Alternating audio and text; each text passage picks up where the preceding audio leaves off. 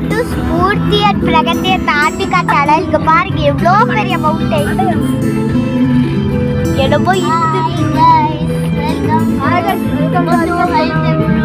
Grand பிரீத்தின்னு ஒரு கடையில இருந்தது. அங்க போய் நம்ம வந்து ஐஸ்கிரீம் சாப்பிட்டோம். ஆமாங்க, தங்கச்சி வண்டி வேற நடுவில் வருது. எவ்வளோ பெருசா இருக்கு இந்த வண்டி. இதுதான் எங்க அண்ணா சேனல் இருக்கு.